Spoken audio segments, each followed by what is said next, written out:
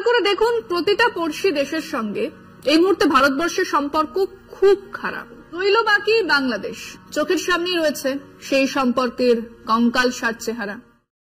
যে ফাঁদে বাংলাদেশকে ফেলতে চেয়েছিল ভারত, আজ তারা নিজেই সেই ফাঁদে। বন্ধু হারিয়ে ভারত এই উপমহাদেশে আজ একা। ভারত ধীরে ধীরে প্রতিবেশী সকল দেশকেই নিজেদের দুশ্মনে পরিণত করে ফেলেছে। একমাত্র বাংলাদেশ ছিল ভারতের অলওয়েদার বন্ধু। নরেন্দ্র মোদী বাংলাদেশকেও দুশ্মনে পরিণত করেছে। ভারত একা হয়ে পড়েছে নরেন্দ্র মোদীর পররাষ্ট্রনীতির কারণে। না, এই দাবিগুলো আমাদের নয়, বরং পশ্চিমবাংলার মিডিয়া এমনটাই দাবি করছে। গদি মিডিয়া যখন বাংলাদেশে হিন্দু নির্যাতন হচ্ছে এমন প্রোপাগান্ডায় ব্যস্ত, ঠিক তখনই ভারতের বর্তমান পরিস্থিতি নিয়ে সত্য তুলে ধরেছে পশ্চিমবাংলার এই সাহসী সাংবাদিক। কিভাবে নরেন্দ্র মোদী ভারতকে একা করে দিয়েছে, কেন বাংলাদেশ থেকে শুরু করে হিন্দু অধ্যুষিত দেশ নেপাল এবং বৌদ্ধ অধ্যুষিত দেশ ভুটানও ভারতকে দুশ্মন মনে করে। বিস্তারিত থাকছে আজকের এই ভিডিওতে।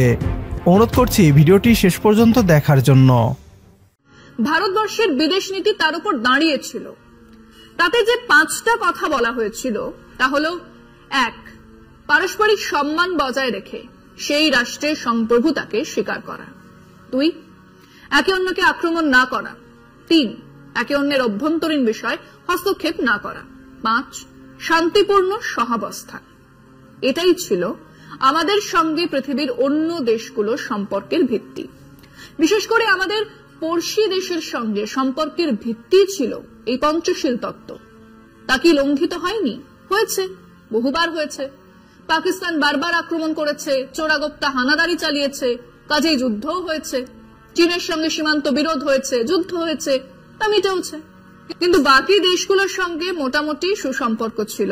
আর বাংলাদেশ তৈরি হবার পরে তো তাদের সঙ্গে আমাদের সম্পর্ক ছিল আত্মিক, সাংস্কৃতিক, সামাজিক। দেশ স্বাধীন হবার পরে মুজিব দিল্লি আসেন, সেখান থেকে ঢাকা। পাকিস্তান আর চীন বাদ দিলে আমাদের সমস্ত পড়শিদের সঙ্গে আমাদের ভালো সম্পর্ক ছিল। সার্ক অন্তর্ভুক্ত দেশগুলোর মধ্যে কেবলমাত্র বাণিজ্যিক আদান প্রদান ছিল তা নয়, সিনেমা, গান, চিকিৎসা, বিভিন্ন আদান প্রদানের মধ্যে দিয়ে একটা সুসম্পর্ক গড়ে তোলার তাগিদও ছিল। কিন্তু এর মধ্যে আমাদের দেশের রাজনীতিতে এক মহামানবের আবির্ভাব হলো। 2014 থেকে এই 10 বছরে দেশের খোলমঞ্চে বদলে দেবার ব্যবস্থা করে ছেড়েছেন আমাদের দেশের এই নেতা নরেন্দ্র ভাই দামোদর দাস মোদী। খেয়াল করে দেখুন, প্রতিটা পড়শি দেশের সঙ্গে এই মুহূর্তে ভারতবর্ষের সম্পর্ক খুব খারাপ। যদি কোনো ছাত্র বলে আমার সঙ্গে সবাই খারাপ ব্যবহার করে, আমাকে সবাই হিংসে করে, তাই আমার সঙ্গে কথা বলতে চায় না, তাহলে বুঝবেন আসলে ছেলেটির একটা বড় সমস্যা আছে। হ্যাঁ, আমাদের বিদেশ নীতিতেও সেরকম একটা সমস্যা আছে। ভুটান একটা দেশ যাকে দেশের 60% মানুষ ভারতবর্ষের অংশই মনে করত। সেই ভুটান ছিল চীন আর ভারতের মধ্যে একটা বাফার এরিয়া। সেই ভুটান এখন ভারত বিরোধী। নেপালের লিপুলেখ অঞ্চলের ম্যাপ নিয়ে জটিলতা কাটেনি। নেপাল সেই অঞ্চলকে নিজেদের বলে দাবি করেছে। মালদ্বীপটা এখন প্রায় শত্রু রাষ্ট্র। রইল বাকি বাংলাদেশ, চোখের সামনেই রয়েছে সেই সম্পর্কের কঙ্কালসার চেহারা। সে দেশে নাকি রয়ের বহু লোকজন অ্যাক্টিভ ছিল। মজার কথা হচ্ছে, তারা বুঝতেও পারেননি যে তাদের পেয়ারের বেগম হাসিনাকে উৎখাত করার পরিকল্পনা নিয়ে ছাত্র আন্দোলন শুরু হয়েছে। না, তারা জানতেনও না। হাসিনা দেশ ছাড়ার পরে তারাও দেশ ছেড়েছেন।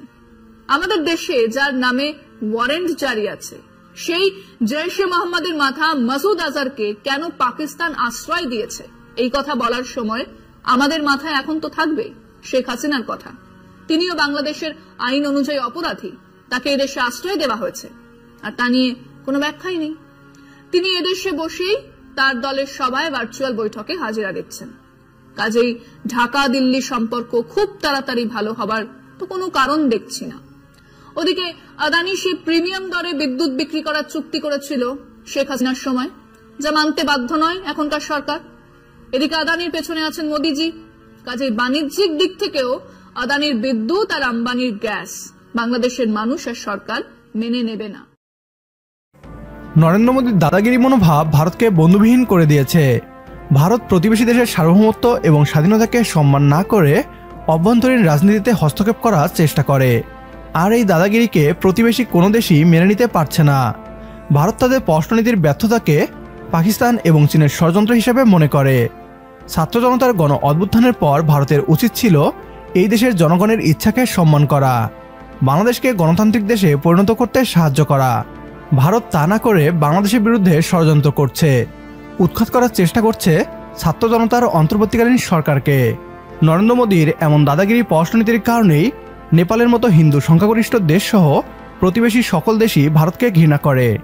একমত হলে কমেন্ট বক্সে ইয়েস লিখে জানিয়ে দিন আমাদের। সেই সাথে ভিডিও শেয়ার করে দেখার সুযোগ করে দিন আপনার বন্ধুদের। পরবর্তী ভিডিও দেখার আমন্ত্রণ জানিয়ে বিদায় নিচ্ছি আজ। আল্লাহ হাফেজ।